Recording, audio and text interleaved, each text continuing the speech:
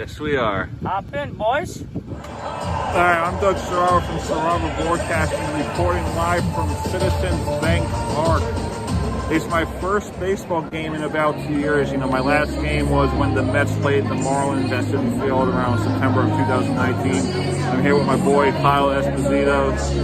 Feels good to be back here with Kyle. It truly does. And, many of you are wondering why there's no podcast tonight. Well, that's because we're here live in Philly.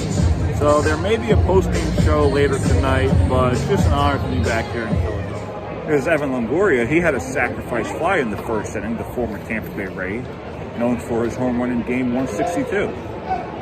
There's the 0-1 pitch, and it's a foul ball.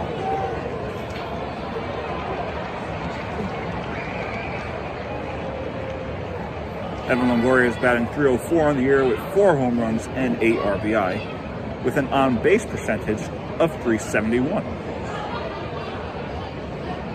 There's the 1-1 pitch from Chase Anderson, low in the dirt for ball 2. To make a correction, broadcast partner, it is .377 for the on-base percentage. Oh, my bad.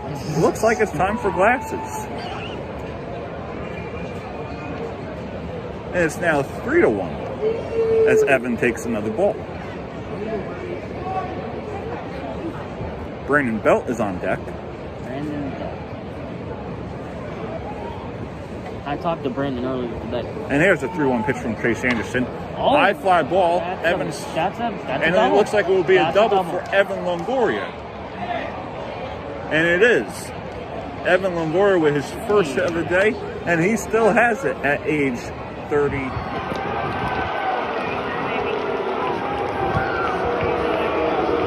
As we wait for Dean to come back from the bathroom, what did you think about today's game? Well, it would help if the Phillies put up some numbers today, but they only put up goose eggs.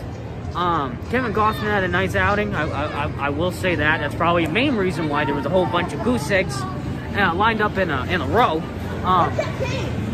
But yeah, I don't know. Bryce Harper was good though. I was excited to see Bryce, and Evan Longoria did too. Evan Longoria had a great game. Even though the Phillies lost, we got our happiness. I saw Matt Joyce. I saw Brad Miller, Evan Longoria. You saw the whole many former Rays. The whole 2012 Rays team. I know. All right, we are live on the Doug Serraro Show.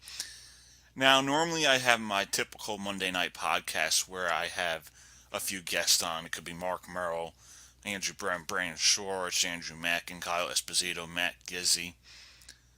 But tonight I went to my first baseball game since 2019. Actually, I have my score sheet in front of me, so I'll see when it was. Yeah, my last baseball game was the Marlins and Mets in 2019. I think the Mets won this game. Oh, no, they lost this game 6-4. So, it feels good to be back at a baseball game. I went to the Devil games this year in March. As an avid sports fan, as someone who wants to be into the sports media world, whether it's working for a professional sports team, owning my own company, we could get into my goals a whole different time. But tonight I went to the Giants-Philly game. Giants won this game 2-0. There was moments where the Phillies looked good. They had their opportunities, they had their chances, but the Giants, they just found a way to get out of it. Kevin Gausman pitched well. I think he had 100 pitches through 5 innings. Tommy La Stella, 1 base hit. Mike Yastrzemski, 3 strikeouts. But the guy who really performed well was, my favorite baseball player of all time, Evan Longoria. And, he started the game, sac fly to Harper, and Yaz went to third. So the Giants were looking like they were going to score runs early. And then the third inning, let's see, Evan Longoria, La Stella grounded out to first. Struck out. I gotta find a way how to write this neater, especially if I want to make it big, and then the third inning with 2 outs. And I'm watching the highlights right now. Top of the third, score was 0-0, and this is where the game basically, this is basically what got it started for the Giants, where they got their runs. I'm gonna take it. Where's the controller? Oh, that's not good. How am I gonna press play? Where's the PS4? Oh, here we go. So yeah, 49 pitches for Anderson, 3-1 count, and Longo, got things going. I'm not sure if you could hear it, but I'm playing it now. So yeah, Longo had a double, 2-out double, 3-1 count, and wait, yeah, before that, Moniak made a great catch. McCutcheon and Harper were both coming in, and it looked like it was going to be a blooper into center field, but Moniak found it, so that could have been another advantage for the Giants. And then Brandon Bell hits a 2-strike, 2-out home run to right field. So that was basically it. That was the runs for the Giants. And, with that, who knows how long, who knows, maybe we'll still be in Philly. But, for the Giants, Longo looked good. Belt looked good.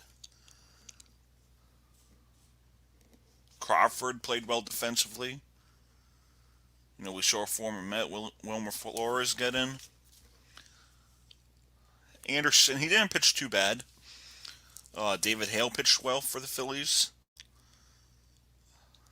Let's see who we got here. Harper played well. He was on base 3 out of 4 times. I think he's going to be a huge, if the Phillies want to go places this year, and not just this year, but next year, Harper has to perform, and he's been performing well for the Phillies.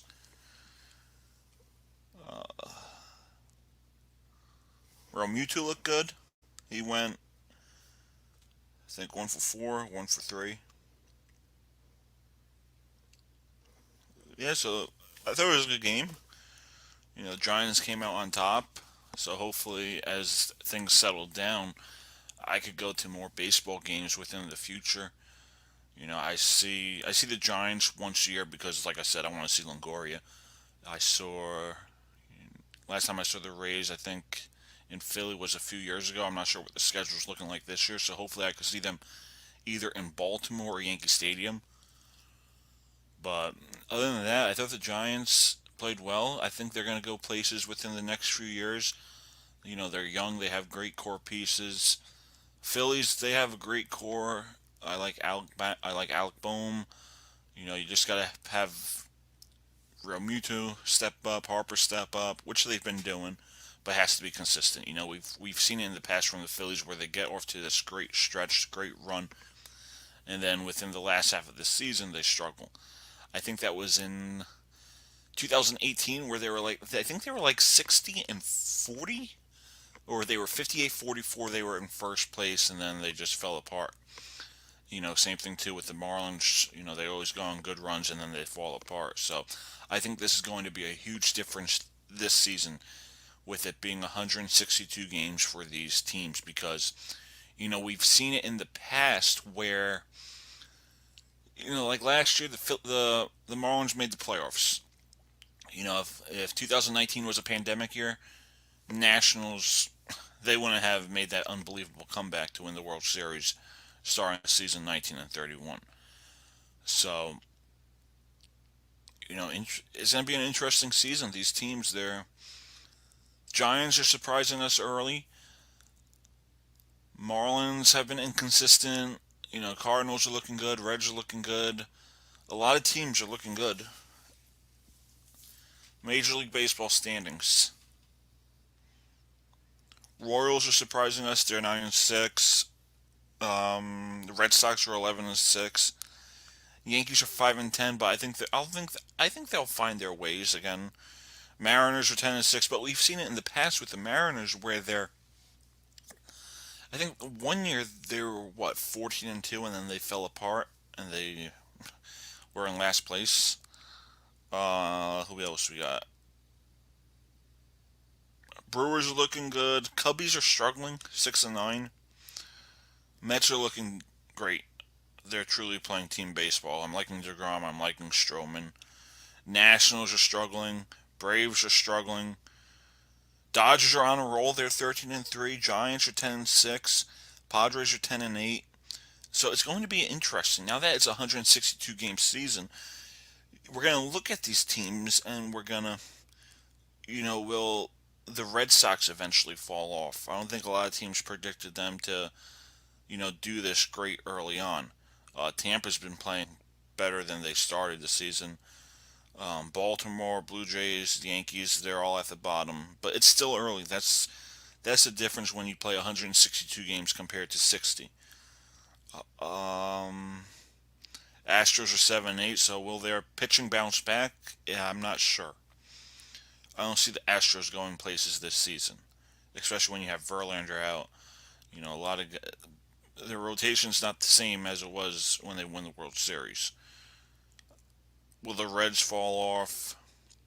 So will the Cubs rebound? So it's going to be interesting moving forward within 162 games. It's April 20th. So, yeah, April 20th. It's not like this is July 20th and you have 2 months left. So we have plenty of more baseball to get to. And I'm truly looking forward to see where this team goes, the San Francisco Giants.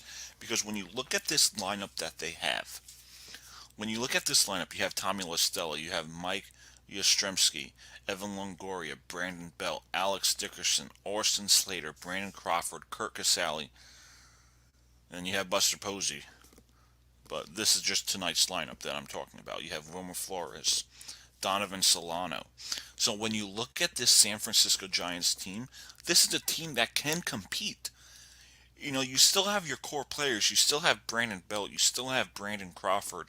You still have Buster Posey. And moving forward, you have these guys that have been brought up into the system. Mike, Dickerson, Slady. So these guys are getting more playing time compared to when I saw them against the Mets in 2018, when you had Bumgarner in the mound. So can this Giants team keep up with their pace? They started off great. So right now when they're 10-6, I'm thinking to myself, this is a team that maybe could go on a run and surprise a lot of people. Now I know it's going to be difficult when you don't have that 1-8 playoff. It's going to be tough now. It's going to be hard. Sure, you could get in. The Marlins got in last year. The Blue Jays got in last year. So this is going to be interesting. This is going to be different. This ain't going to be your ordinary. I'm going to say ordinary actually, because it's going back to the 1-5. Last year was 1-8, the only time we've had it.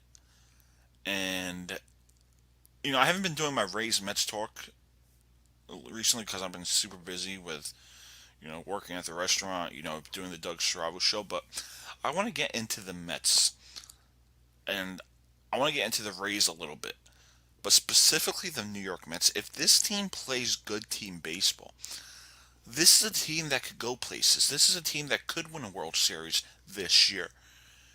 People seem to forget that, in the prior years, they didn't really have the depth in their pitching. Yeah, you had DeGrom. Yeah, you had Syndergaard. Match was inconsistent. You had a bullpen game. You had Gazelman. You had Lugo.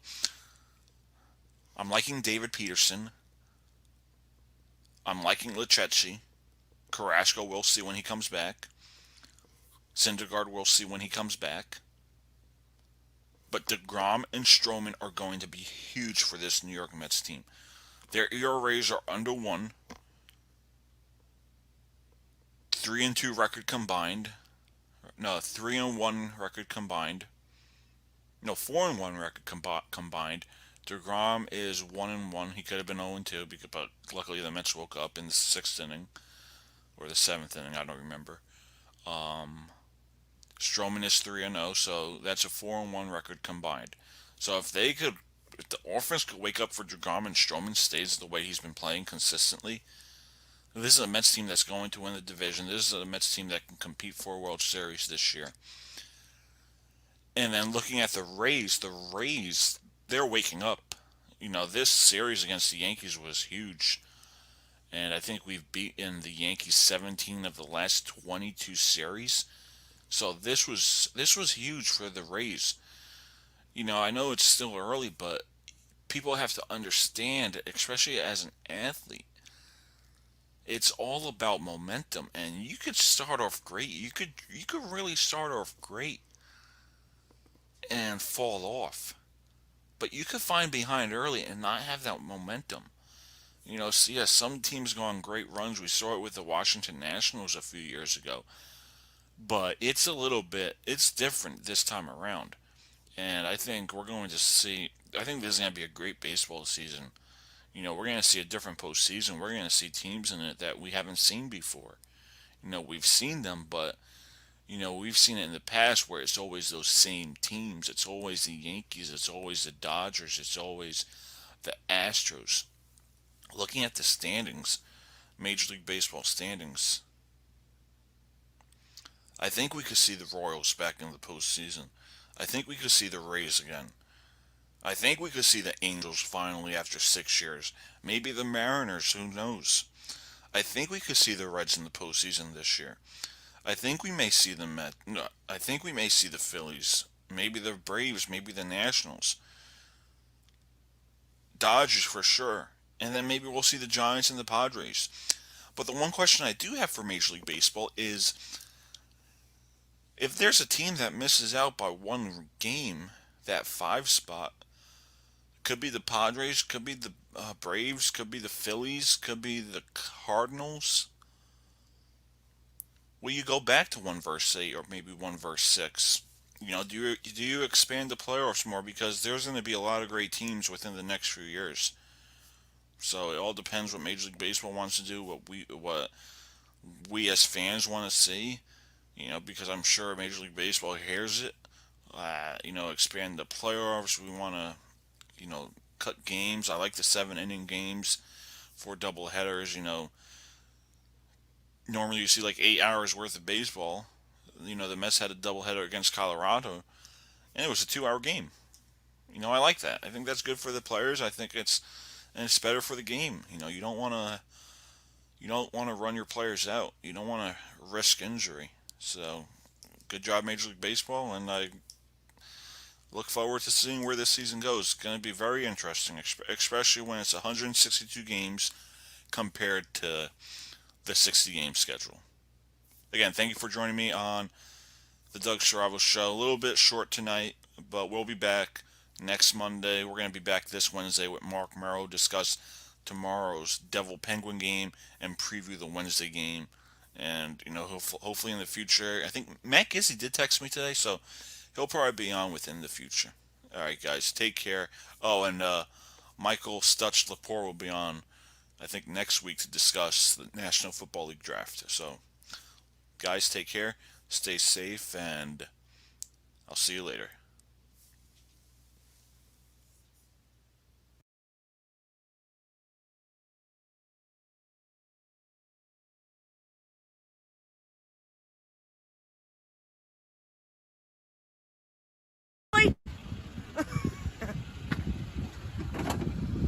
Yes, we are. Hop in, boys. All right, I'm Doug Saravo from Saravo Broadcasting, reporting live from Citizens Bank Park. It's my first baseball game in about 2 years. My last game was when the Mets played the Marlins at Citi Field around September of 2019. I'm here with my boy, Kyle Esposito. It feels good to be back here with Kyle. It truly does. And, many of you are wondering why there's no podcast tonight. Well, that's because we're here live in Philly. So there may be a post-game show later tonight, but it's just an honor to be back here in Philadelphia. There's Evan Longoria. He had a sacrifice fly in the first inning, the former Tampa Bay Ray, known for his home run in game 162. There's the 0-1 pitch, and it's a foul ball.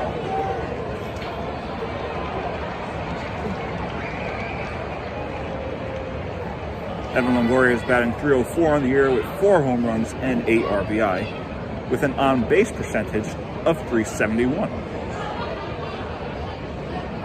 There's the 1-1 pitch from Chase Anderson. Low in the dirt for ball 2. To make a correction, broadcast partner, it is 377 for the on base. Oh, my bad. Looks like it's time for glasses. And it's now 3-1 as Evan takes another ball. Brandon Belt is on deck. Brandon Belt. I talked to Brandon earlier today. And here's a 3-1 pitch from Chase Anderson. Oh, High fly ball. Evans. That's a and double. it looks like it will be That's a double for Evan Longoria. And it is. Evan Longoria with his first hit of the day, and he still has it at age 30.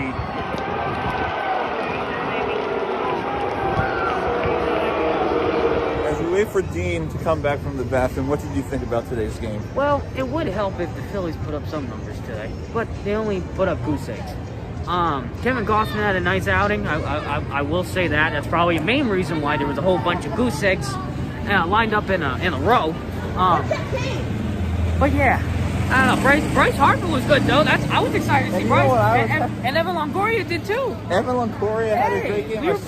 Even though the Phillies lost, we got our happiness out. I saw Matt Joyce. I saw Brad Miller, Evan Longoria. You saw the whole so many former Rays. The whole 2012 Rays team. I know.